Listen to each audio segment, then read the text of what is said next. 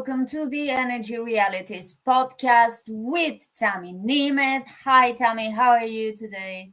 Hi, Irina. I'm doing good. It's super windy here in the UK, so I don't know if the windmills have been shut off because it's really windy or if we're just importing from everybody else today. I don't know, but yeah, it's windy and flooding everywhere. Hi, we have David Blackman. How are you today, David? Is it lovely? Beautiful weekend, and we got a lot of rain, and I'm just so happy. I'm always so happy when we get rain. We haven't had much this year. We should send you some of ours because we've had way too much rain. I know. I wish it was. We need to build pipelines, interconnected system of water pipelines all over the world so we can share water. Yeah. Geoengineering, come on. Yes.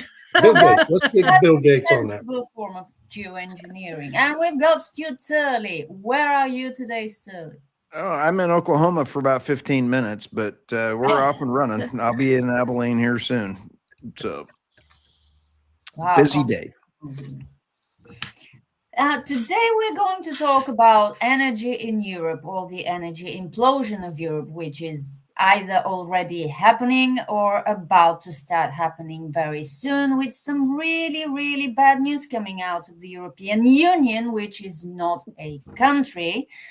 It is a trade and increasingly political and totalitarian bloc. And if I disappear in a week, if you don't hear from me, I've been arrested for calling them totalitarians. But this is what they're doing, as we've seen at the Munich Security Conference. But we're not talking about security. We're going to talk about energy and about Europe's heavy industry complaining that they cannot survive in an environment that is fraught with over-regulation, with emission reduction requirements that are bleeding industries such as chemicals dry, and companies are moving, companies are shutting down their business, and it's not looking good. Who should I begin with? Who wants to go first? What do you think about this? Whoever wants to start. Well, I've been basically saying for quite a while that if you have a new trading block coming up around the corner, we're seeing that playing out in real time. I've been confirmed on these theories for the last several weeks now by anybody that is following net zero is actually going to be deindustrializing and then really realigning with China. And so as we look at the new security that President Trump has rolled out, saying, Europe, you need to have manufacturing and create your own defense mechanisms. Okay. How are you going to do that with no coal for steel? How are you going to be manufacturing giants when Germany is in a fiscal decline? I believe they're going to be in the third year of a decline. I need to go check my numbers on that, but they are deindustrializing and losing, and so goes Germany, so goes the EU as far as economics go. I think we are watching a self-destruction of the EU, Canada, and the UK in real time. Yeah, that really sounds very pertinent, because now there's talk about a two-speed European Union with a core of countries in the fast lane, I guess, trying to promote policies that the rest of us may not be too much on board with. And energy is one of these areas. Tammy, what do you think about European Union policies in the energy sphere recently, in recent weeks? Well, it once again, I think it indicates the contradictions within the European Union, because on the one hand, it's all about net zero, but on the other hand, they're faced with this idea that they have to rearm, because the United States said, well, we're not going to be providing defense for you. You have to defend yourselves. So the thing with defense is that it actually takes a lot of energy, a lot of materials, a lot of minerals to make the equipment for defense. And now they're in this conundrum, this contradiction where they still are doubling down on net zero.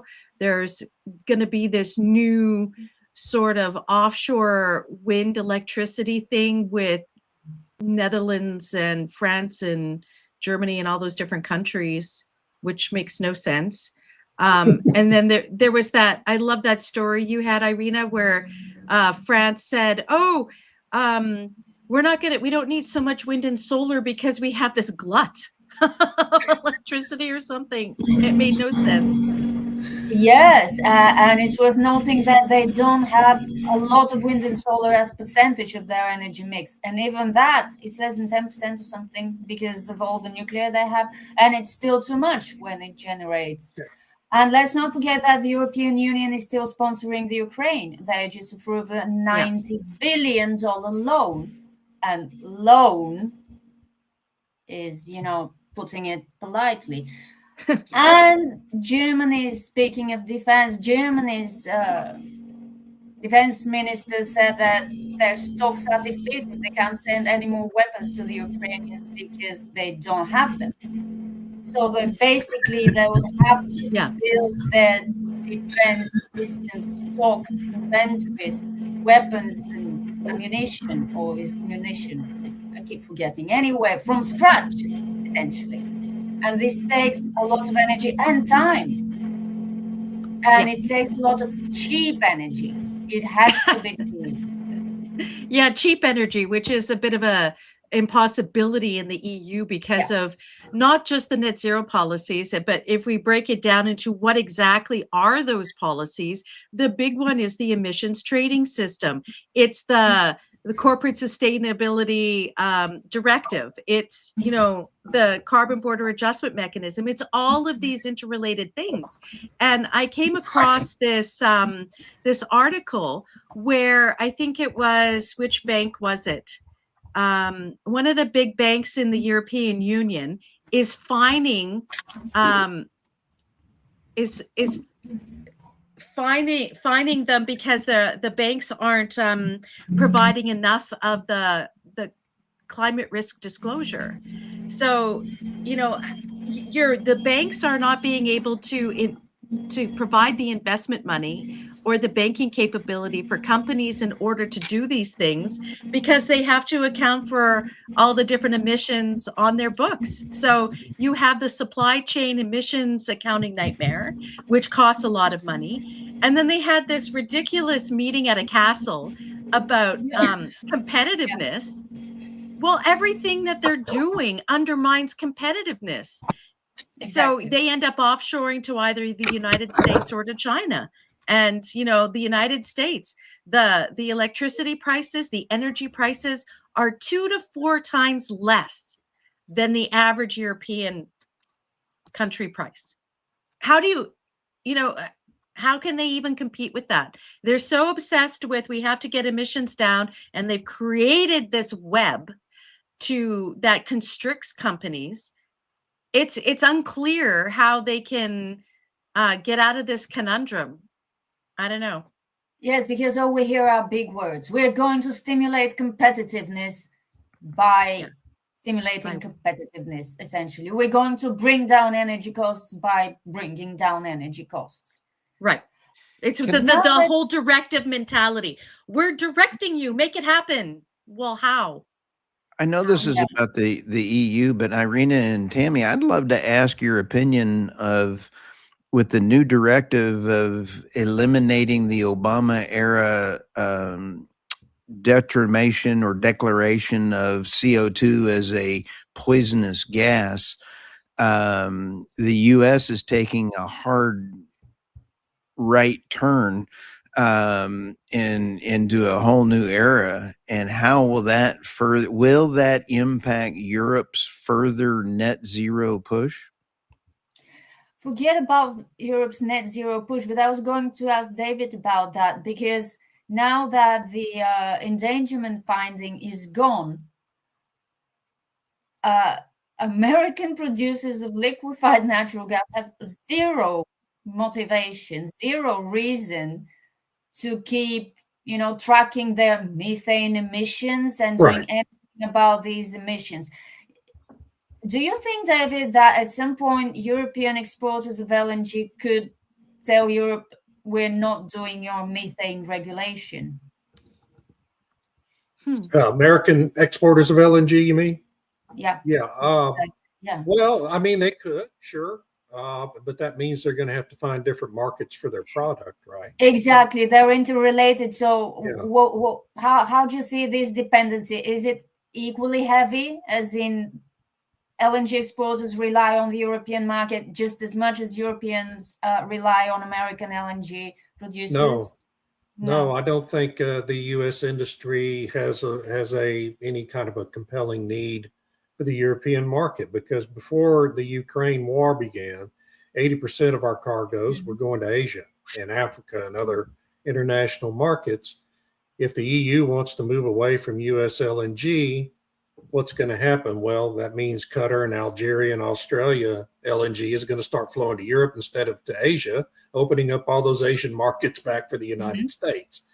So it's a zero-sum game for the EU, and they can either have the American natural gas, the LNG produced in America by all metrics, all these ridiculous ESG metrics, is the cleanest LNG in terms of emissions on the planet.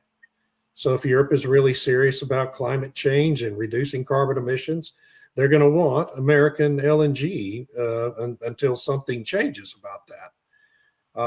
But they're not serious, of course. I mean, this is all about control in the European governments, just as it was in the Biden administration. It's just about control of the population. I mean, I think the biggest signal we've seen of that here in recent weeks in Europe is Friedrich Merz in Germany. It was just 2023 when the Germans imploded their final 3 nuclear power plants, right? Yeah. All of them paid for, all of them in fine operating condition, nothing wrong with them, no danger, no present danger from any of them. They just shut them down. They don't have anything to replace them with. So what do? They reactivate coal plants. They burn more natural gas. They burn more coal because the wind and solar can't get the job done, as everyone knows by now. And now Merz, 3 years later, makes a major speech saying, gee, that might have been a mistake. Right? Well, he doesn't mean that either. He doesn't mean any of it. None of these leaders mean anything that they say. It's all about control and centralizing control. Now you've got Ursula von der Leyen saying they're going to do away with the unanimity clause in the EU charter without amending the charter or the constitution. And without asking any of the members. And without asking any of the members. What does that do? That removes all national sovereignty now from all those European member countries of the EU. So you've just created a central dictatorship across Europe. How does Ursula and the other European leaders think Donald Trump and Marco Rubio are going to respond to that? It's mind-boggling to me. She made that speech the day after Rubio's, or same day, actually. It was the same day. Later in that day, after Rubio made that speech.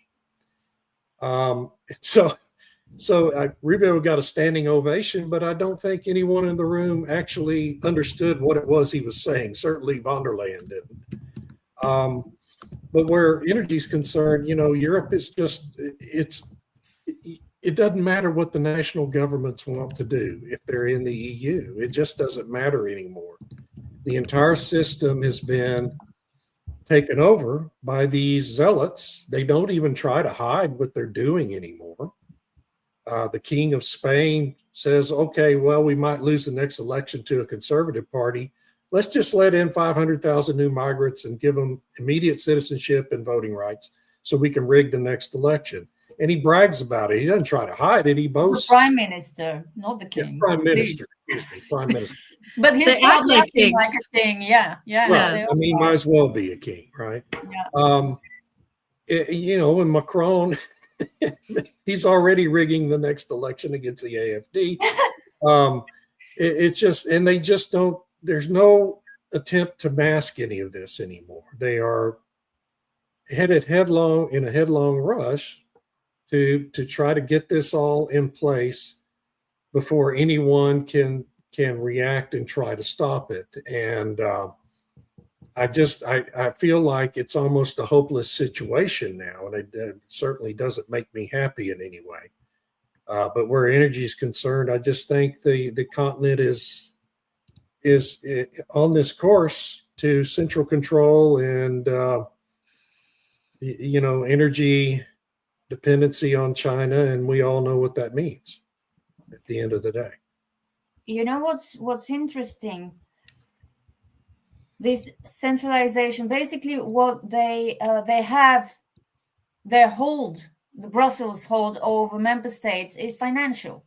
If Mhm. you don't play by our rules, we're going to stop your money. Yeah. And as I listen to you, this got me thinking just how long until some member states come to the conclusion that it's better to lose EU funding rather than have a civil war on their hands, because people are hungry, people can't pay their bills, and people have no jobs Right. because of EU central policy.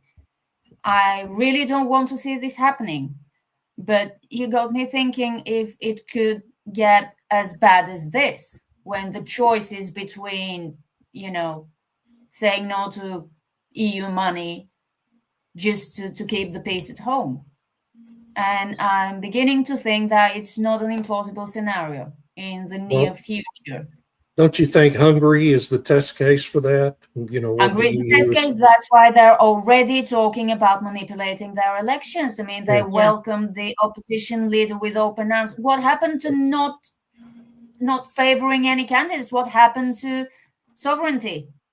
But they already did that in And Romania and Slovakia they and already other did that countries, in right? Did it Romania. in Of course, France. they Did it in that France and the West. They Bulgaria. did it in France, yeah. Did Ursula it in the came to Netherlands. visit ahead of our last or second before last elections. I can't remember anymore. She came to officially and very publicly endorse one party. Yeah. Mhm. So when they do it, it's perfectly fine. If anybody else does it, it's authoritarian and undemocratic, and it shouldn't be done. Yeah. But Yeah, And it's the ultimate gaslighting, right? It's exactly. don't believe your lying eyes, they're Yeah. doing this stuff, and yeah, it's really frustrating. And with respect to the methane emissions regulation, it's funny because during the 70s and 80s, when you had this encroachment of Soviet oil and gas coming into the EU or the European nations or whatever, and they had a firm policy that they wouldn't let too much in, that there would be this diversification of supply, so that even if there was some kind of war that cut off the United States or cut off the Middle East, you couldn't cut off everything at once, and you would be more protected because you didn't have all your eggs in one basket. Then That's after the point of diversification. Right, exactly. But then after the Cold War was over, it was like, oh, we don't have to follow that anymore. Who cares? We'll just, be dependent on one nation or whatever. And so they became overly dependent now on the United States for LNG because of the whole Russia-Ukraine situation. And so now maybe we need to diversify because the United States is going to use that as leverage. Well, the Brussels effect has been leverage of the European community for 20, 30 years, where they come up with rules and say, if you want access to our market, you better do X, Y, Z, which is why we have all this absurd emissions accounting stuff, because they're like, if you want access to our market, you have to do that. But at what point do countries just say, you know what? I don't think we want our companies to have to do all that stuff.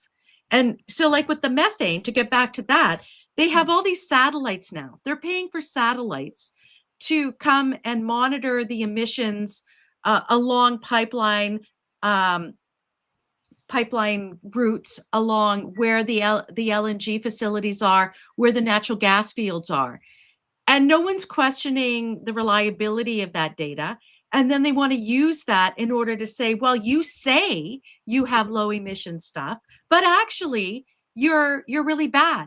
And so therefore we need you to account for this and pay money in order to access our market. And like I said, at some point, countries like the United States or wherever needs to just say, yeah, no, we don't want to do that. They're not going to do that. They're not going to do that because what's so precious about the European market? And as David said, there's always Asia. Right. Yeah. The Unless problem's Asia going to goes be, down though, this road.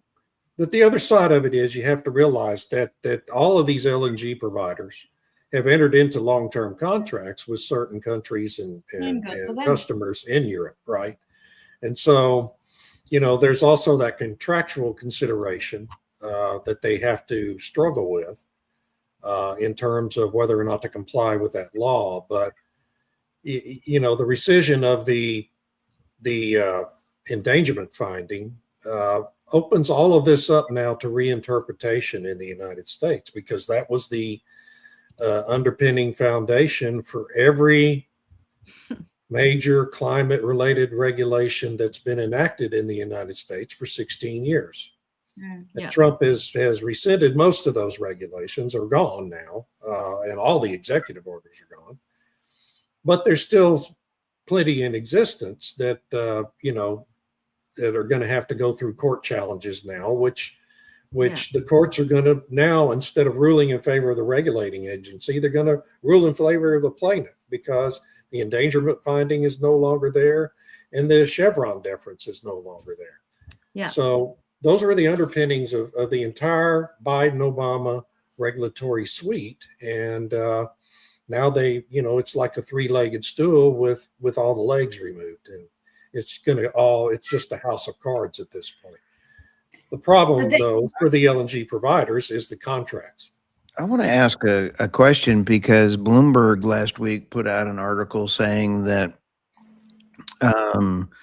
pretty much Putin asked to use has got an internal memo going to the United States saying, I would like to participate in the US dollar again. And if the Dark Fleet, which I've enjoyed writing about, because California and the Dark Fleet have added millions of reads on my website and Substack. And when you sit back and take a look at the Dark Fleet, if the 8 tankers or so, whatever the number is that we've seized, is really risen and caused a major issue, I want to ask a real question. If the Bloomberg memo is correct and Putin now wants to go to the US dollar, it's kind of like saying, I would like to end the war. The turning point for the EU is going to be very soon. Either they're already buying, as we have this comment, and they're still buying Russian oil. They're about to phase it out. Are they going to go back to buying Russian natural gas and LNG? They're still going through that. I want to ask the question and just be real. At the end of the Ukraine war, are they going to be buying Russian LNG and natural gas again? Or are they going to continue to deindustrialize? I think it's going to be a major question. You're right. But let's talk about this when we get to it, because now they have this ban on all Russian energy imports effective next year. So now they're buying all the Russian LNG they can get their hands on before this ban comes into effect. And assuming these people will be still in power when the war ends, they will try to squirm their way out of all this. Yeah. But I don't know how they're going to do it. And I want to ask this, Irina, for the Slavic countries that are really hurt the most. I mean, you've got them. I mean, you've got Ukraine bombing Hungary pipelines. You've got it's a real problem. I know. We've got coal. That's all I'm going to say. But I'm not happy with the new Lukoil petrol, because now it's made from Kazakhstan oil, and it's not the same. So that's my only pain. It's not very different, but it is different.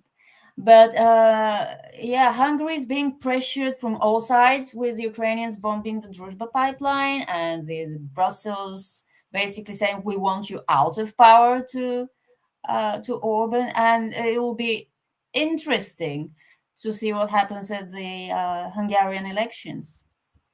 Yeah. It certainly Oh, will. so much manipulation. I mean, so if Orban wins again, are they going to, claim that it was manipulated, and the reality Probably, is that, of course, that's what as they're they going do? to do. Yeah. I wanted to make a point though about, when the EU is talking about emissions and they had this big thing about competitiveness, as long as the emissions idea is prioritized, you can't have competitiveness. Absolutely. You can't. And like ArcelorMittal had, they were really happy they're going to do this investment in France for steel making using an electric arc furnace and so on, probably using nuclear power to do so. But can you make new steel from that, or is that only recycled steel? And if it's just recycled steel, can you use that for defense equipment or anything else? The answer Very is good question. no. Yeah. So what's it for then? If it's just recycling stuff, I don't know. I don't know how that's helpful. You cannot get it steel tough enough for defense use using recycled steel in an arc. It's just not fit. The laws of physics matter. Yeah. And they're still talking about hydrogen. Green hydrogen. Green hydrogen, right? Green in hydrogen, Morocco sure. and Algeria, they're now looking to Northern Africa for their, which they've been doing for a little while. There's been lots of different proposals in the past 10 years and longer where they're going to have this wind and solar from North Africa, and it'll be put into these super conduits under the Mediterranean to the mainland. So yeah, it's going to be so cheap. Patrick, I had no idea that they are being repaired. I know Russians have said they could repair. The one is fine. Can't remember which one. One is fine. One is kind of destroyed. Yeah. So for our podcast listeners, Nord Stream 1 and 2 is actually a series of 4 pipelines. One of them was not destroyed. So you have 3 of the 4 pipelines were destroyed. And here's the real problem with that, Patrick. I don't know the answer to that, but the Canadian turbines have been removed from each end of the pipeline, and that'd be a holdup to turn them back on for at least one of the pipelines. That's a good. The last comment is very good about EU standards have been beneficial, especially in taking out sulfur from gasoline for export. Of course, not everything that the EU has done historically is bad, and that goes for every regulator. I mean, fuel efficiency standard and pollution tailpipe emissions standards have been, of course, beneficial. But now it's all about CO2. We no longer talk about particulate matter pollution, which is actual pollution. Smoke. Real pollution is no longer a problem.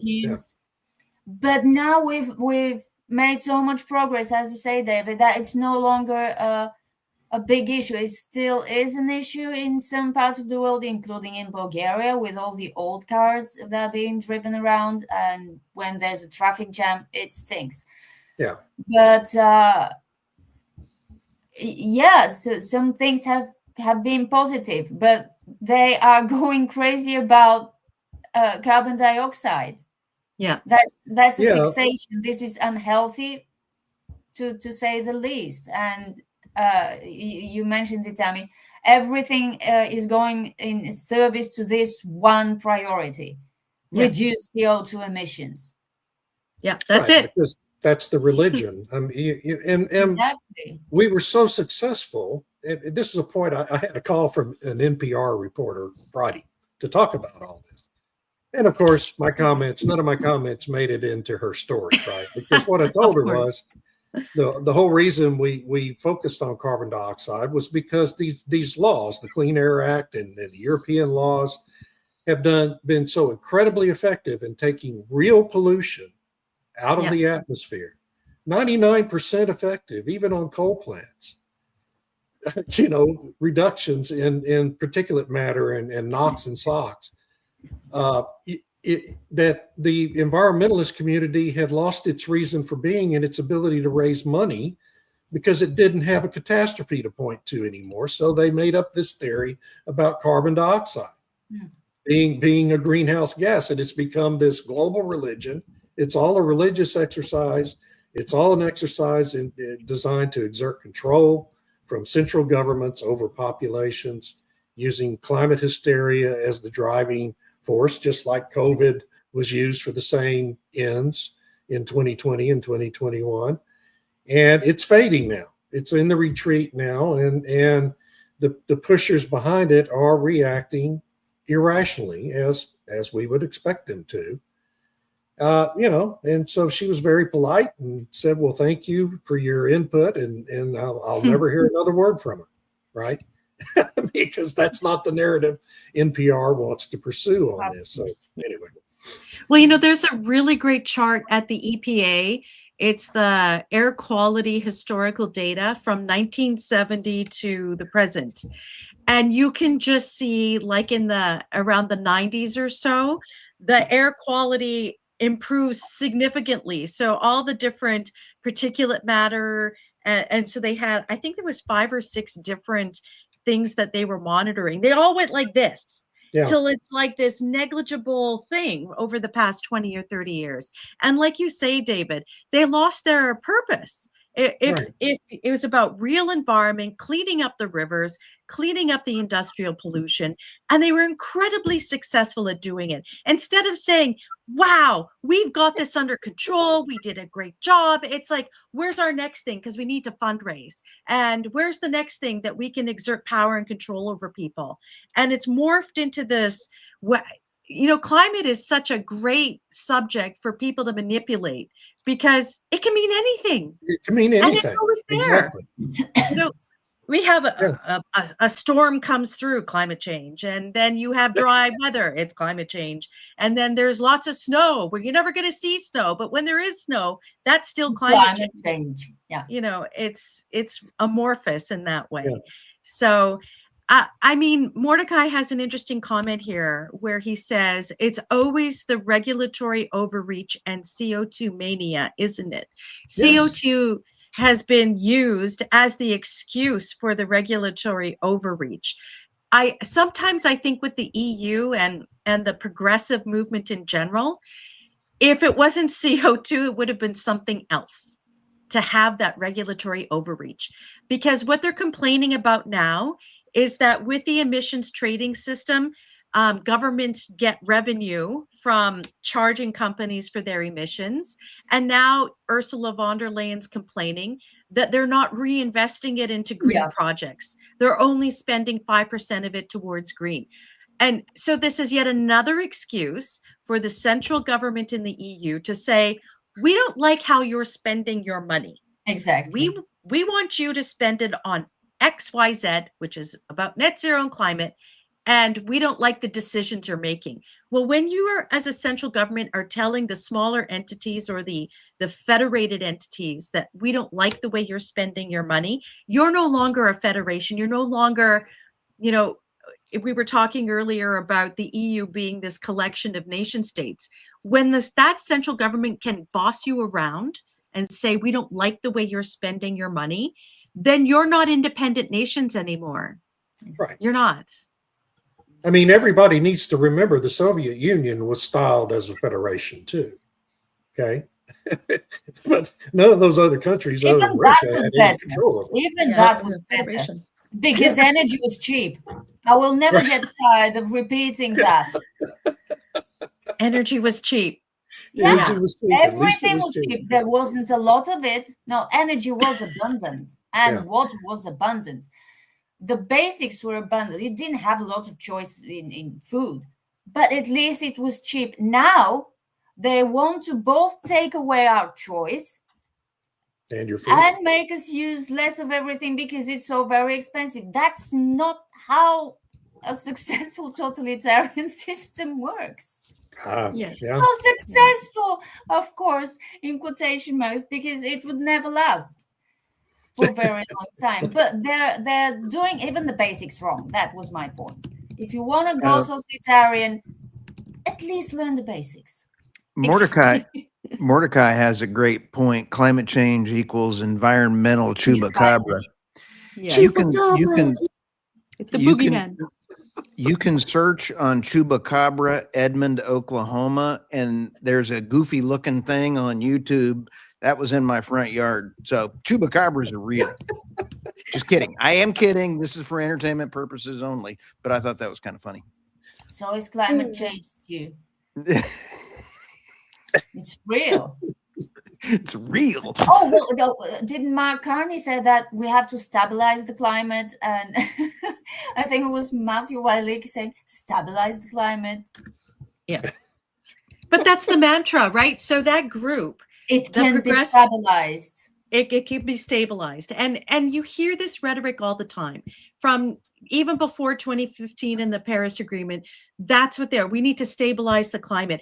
That 2 degrees is too much, 1.5 degrees is too much, 3 degrees is too much. And we need to get to this stable. When has it ever been stable? It's never been stable. Exactly. And so that rhetorical argument has always been just misleading to people. Talk about disinformation. The climate's never been stable. And what kind of hubris is it to say that somehow we as humanity can stabilize the climate? We're going to stop the planets from spinning? Yeah, repeat it enough times and it starts sounding like truth. Exactly, which is what they've actually come out and said. Catherine McKenna, who was the environment minister in Canada under Justin Trudeau's first administration government, she came right. She was at a pub and someone was filming her and she said, yeah, we know. We just have to keep repeating it. And eventually people just believe it's fact. Just through constant repetition. Just like that? Just like that. Yeah. And she didn't have to resign? No. Are you kidding? She's a real disciple of Joseph Goebbels, apparently. Yeah, clearly. Well, that was his entire philosophy. She retired from government, whatever, and then now she works for the UN, and she produced a couple of reports about climate misinformation and stuff. And she should know. Yeah, Integrity Matters was her report. It was obscene, actually. It is obscene. But I put a link in our chat there, Stu, about there's been studies done. They kind of drip them out of how many emissions from people breathing, because Patrick had a comment there. And researchers are researching that. What's the humanity's contribution to emissions? Yeah, Leeds University in London had that study that was published in 24 or 25. But human breathing was like 3% of emissions. I mean, it's wild, man. So I guess they want us to stop breathing. Yeah. Which, by the way, is probably, the Malthusians, that's exactly what they want. Yeah. There's been different studies. So one was 2023. I think that's the one there. And so then it's not just humans breathing, but all the different uses. But then that goes back to tracking what everybody does. And, the EU, in order, I think, to get compliance for tracking stuff, that's what they use the sort of emissions accounting for, is they need to get the compliance going. Get you just that first step.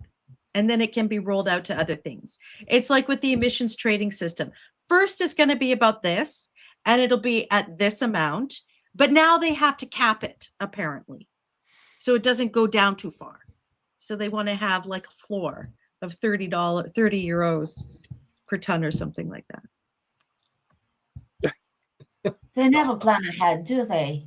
I think they just make it up as they go along, never consider unintended consequences, focus on the desired consequences, which do not materialize in full. And then they have to do something completely different to patch it up. Well, it's like we talked about last week with the EVs. How many people along the way said this is not going to work? There's these unintended consequences. The grid isn't ready, blah, blah, blah.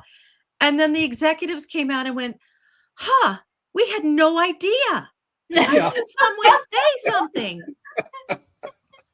And it's the same thing with the EU and the UK. It's like, 2 years from now, like Friedrich Merz, why didn't someone say something that shutting down nuclear could lead to all this? Gosh, who could have possibly really known it was going to frustrating, be a yeah. mistake? And Ford, Ford Motor Company, just took a $19 billion write down on their EV segment. And so what does Jim Farley do, the CEO that created all the disaster? Last week, he introduces a new mid-size pickup truck, all-electric truck, right, to replace the F-150 Lightning, which completely cratered and failed. You wonder what Elon Musk is going to do to replace the Cybertruck, because its sales have tanked so badly. Tesla doesn't even want to itemize them on their financials anymore. It's hilarious. They'll just phase it out quietly, probably. Yeah. And quietly, Ford and GM not only GM made $2.7 billion, but they lost so much money as well. They are adding in home energy systems into their mix. Ford and GM are going to try to compete with the Tesla power walls. So that's not going to work. You can't buy this kind of entertainment. That is not going to work, guys. That's just another boondoggle waiting to happen. I thought Honda, or there was one of the Japanese car companies, was doing something similar, where you bought their car, but you also bought their charging battery system, so that you could be charging your house when your car was at home or something like that, or it would be connected to the grid and whatever else. And I don't know whatever happened to that, because it was, you get all these news releases, this is happening and we're doing this and we're doing that. And then you don't know what actually happens 2 years later. There's no follow-up by the press. Did it work? Did it not work? Where are we? What's the status of this? There never seems to be a follow-up on all these big announcements. Check out this comment from MB. It's great. I was at Keystone in Colorado. The ski lift said 100% powered by wind, but there was a diesel engine driving the ski lift to the top. You bought the credits to offset your diesel usage, so it's 100% wind powered. Yeah, absolutely. That's the racket. Yeah, I wrote about carbon credits just today. It's really, really hilarious, especially in Europe. Because what are they going to do now? The industry says stop the phase out of the free permits and stop raising the prices. And they're talking about, this market needs liquidity. Yeah. And it needs stability. You could have seen that stability. No, they won't ever higher carbon permit prices. So they can, stimulate the companies to invest in wind and solar instead of buying permits. But then it's too expensive and the chemical industry is dying. So what are you going to do now? I don't know. And it's not just the chemical industry, right? I mean, it's but they were really loud about it. Yeah. But I mean, the steel industry, Germany once had a very thriving steel industry. So did the UK, for that matter. Yeah. And now the UK doesn't have any smelters left, right? I don't think. I think there's one, but is there one still functioning? Okay. Well, functioning. They're trying to convert it to electric, and it needed a bailout. That was that kerfuffle last year where they shut down the coal mines in the UK, and then they were importing coal from Australia via Japan. Right. And then the smelter, whatever, was owned by Tata, but then it got partially sold to a Chinese company. Then the government had to step in. I mean, it's a mess. It's just a mess. But the UK, is trying so hard under the Labour government to undo Brexit and go back to the EU and be tied by the EU's climate policies. and the regulations. But And they already have their own crazy climate policies. Why do they need to, they can't double them? I mean, they're basically identical. I So know. What's the push? Just to strengthen numbers? Well, I look don't at it know. from Starmer's perspective. If he gets UK back into the EU, he can blame Ursula von der Leyen for all the totalitarian policies that he's trying to implement. Yeah, but he'll need another referendum, as Catherine Porter mentioned recently. Right. Next, if you Well- got out with a referendum, you would need another referendum to get back in. But they're going back in without going back in. So you align with all the policies, and the way that they were reporting it was that the UK needs to pay to play. So every time that they join a program, they have to pay. So they have to pay to participate and align with the carbon border adjustment mechanism. They have to pay to align with the interconnectors. They have to pay to align with the European emissions trading system. So everything that, and to participate in the defense thing, which is the big carrot that they're dangling, right? Is if you want to participate in this defense production thing and have your British companies be involved and get contracts, then you got to pay to access it. So instead of saying we're back with the EU, which the UK has no say at all on any of the laws and rules being done, they're just like, okay, we'll pay to align with you. So we're technically not part of the EU, but we're going to align all our rules with you and pay for it. Yeah, well, And have no control over it. even if they were members of the EU, they would still have to pay. We all have to pay to play. Yeah. One way or another. One way or another, right? Yeah. Irina, what is your Substack address? Link, Mordecai, you can find it at irinaslav.substack.com. It was out about an hour ago. Or just Google Irinaslav Energy Substack carbon credits. I can't comment. I think so. I would share a link, but I'm not sure I can. I'm sure you can find it. We'll have it. It all comes up if you just Google that. Yeah. I'll have it in the show notes as we get this rolling out. Yeah, the big irony there that Mordecai said the UK sold their last solid steel manufacturing plant to the Chinese, and it's still called British Steel, but it's owned by the Chinese. Yeah. And they're It's called British Steel, but the sign's written in Mandarin, right? Yeah, probably. Nice.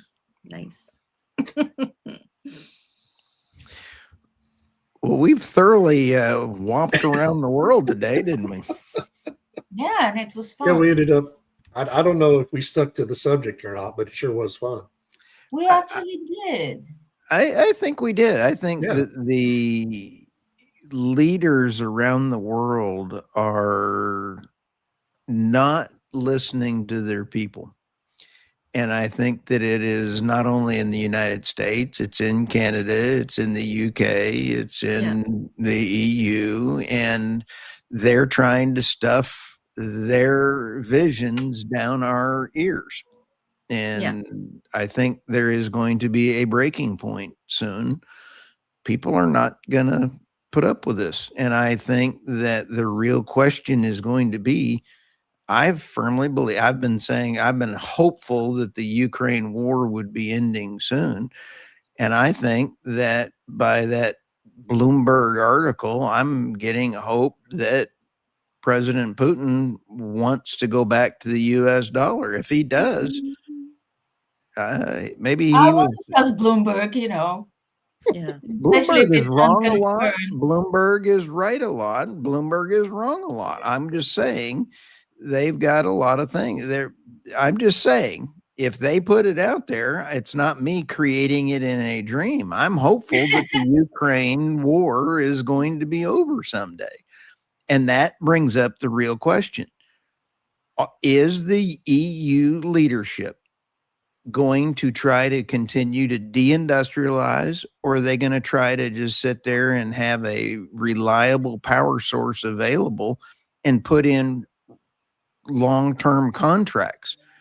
That's what got them in trouble. it before the Ukraine war was the lack of long-term contracts. That was one of their problems, but One. yeah, Amongst many.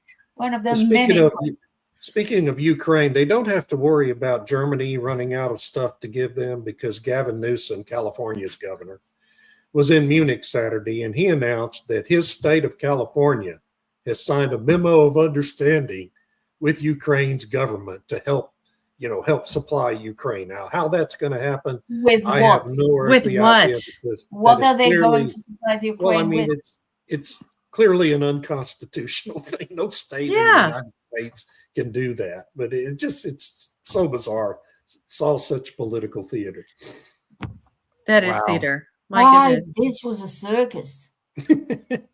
I have never seen such incompetence from the Democrat leaders in a foreign country trying to vie to run for a political office for the office of the United States presidency. It was embarrassed. I was embarrassed for them for about 1.3 nanoseconds because I was actually enjoying watching their incompetence on stage. It was unbelievable. What, you didn't like AOC's answer about Taiwan, Stu? When I she thought it was stammered around for- absolutely. Believe me, I've got it carved up, and I'm putting memes out on that bad dog. It was absolutely rich. And then Governor Newsom trying to answer it.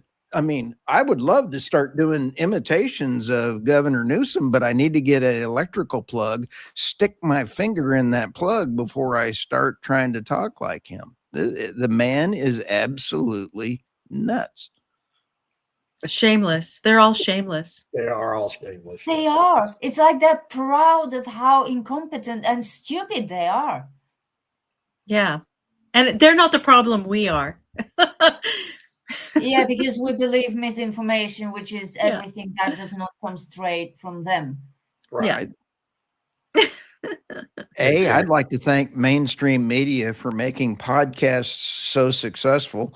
Yeah. I'd like to thank Gavin Newsom for actually adding millions of followers to and readers of my material. And then you sit back and think, we are very fortunate that we have X, that it is actually somewhat okay. But people can find podcasts, and Yeah. it is tough. Where would we be without X, podcasts, and Substack?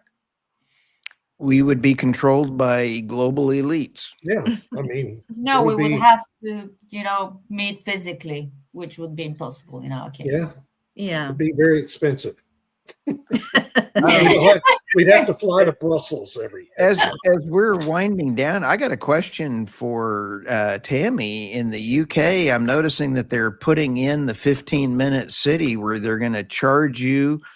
I can't remember the name of the city, but you have Oxford. Oxford. Holy smokes, Batman, 93 days, and then you got to pay another thing. And then, boy, they're trying to lock down the UK. Holy smokes. They're claiming it's temporary because they've been working on a new train station for, I don't know, 3 or 4 years now. And there's like this one road where it's all backed up and stuff. And so they're calling it, I forget, they have a euphemism for it. But so when we go into Oxford, if we want to go to the one mall that there is, where there's the one good parking, is they've put the cameras there. They're license plate readers. And we had to apply because we come from outside the city. We get 16 visits or something where we don't have to pay the fee. Otherwise, you have to pay the fee. So you have to register your vehicle. Then every time you drive in, it tracks your number plate. And if you've made the application, then you don't have to pay. But after a certain number of trips or whatever, then you have to pay. They call it a congestion charge. That's right, congestion. How much is it? I don't know. It's like I'm not sure. Oh, What it was level of 2000. government has implemented this? Is it That's the central city government? and the county, and they're So looking they're forcing at. you to pay to come spend your money in their city. Yes, they call it a congestion charge. Okay. So it's and like, for example, to go to Heathrow, the City of London or whatever has basically said this is part of the London catchment area. So if you have a vehicle that doesn't have a good emissions rating, so if it's earlier than a certain year, then you have to pay the emissions charge to go to the airport. Wow. God. But so it's 16 pounds. I think they've increased it. So 16 pounds just to drive to the airport if you're picking somebody up. And Heathrow's terrible because they have a drop-off charge, which is 7 or 10 pounds. If you're literally just for everything. For everything, you're just stopping there, punting somebody out, you got to pay. And you got to pay for the emissions charge. So wow. So they're trialing it in different cities. So Bath is really bad, Bristol's bad, Oxford's bad, and they're doing it in different ways to see what works and where they get resistance, and then it gets rolled out in more complicated ways later. For the EU and the UK, CBAM, carbon tax, and everything else, who has control of that money and where does it go? Is it just a wealth transfer, sucking money up out of the population, then giving it to a unspecified group of people to control? That's a good point. And that's kind of what Ursula von der Leyen was saying, is that with the emissions trading system, that money is supposed to go towards improving other like green things, right? Zero emissions transport, all this kind of stuff. But it's a good question. The UK is bringing in their CBAM next year. 2027 is the first year for it. It's pretty much the same thing as the EU one. There's a few differences. So where does that money go? If you're charging the carbon tax on goods coming in, where does that money go? And I think that's something people ought to be asking for all of these different things. But they're all desperate for cash. They're all desperate. So and I think President Trump redid how the EU and the UN are rethinking money when he's pulling out of either NATO or the UN or any of those other funds. We've kind of wiped out their budget. And I noticed that somebody was putting out that the UN is approaching a catastrophe for their budget, thanks to the US is pulling out of all these funds. Yeah. Irina, you were saying something? I was surprised that with all that money that they get from fees and from all these regulations, as you said, they're starved for cash. It's very interesting, isn't it? There's always a black hole in the finances. Yeah. Spontaneously there. No, David, to answer your question, no, I'm still in. Well, it's like Holland. Did you guys see what they're doing where they're changing if you realized unrealized so if your stocks go up, you have to pay a tax on that increase even if you haven't sold the stock. But they were floating an idea similar in Canada for housing. So if the value of your house goes up, they wanted to tax that value even if you hadn't sold your house. But people flipped out and it was like, whoa. and they pulled it. But these governments are desperate. They've been spending like drunken sailors and the spending continues. Like, how many new programs did people say? I mean, it's crazy. Minneapolis. How did they even think about that? Or how many Somalians? Yeah, I mean, you got to love Somalians and their taking over on and teaching California how to be stealing money. Well, I think California was already doing that. Oh, very successfully. Very successfully. For Kevin Newsom told, what was his name? Hold my beer. Yeah. It'll be interesting to see if they're able to uncover stuff. But yeah. Great job, Irina. Oh, we didn't do the stories. We forgot. Oh, it was too interesting for the stories. Well, I think it went great. Thanks for all the comments. Yes, thank you, everybody. Really good comment. Thank All you. right. And have a lovely week. And we're out. Have a great Bye. time. All right, y'all. Bye. Have a great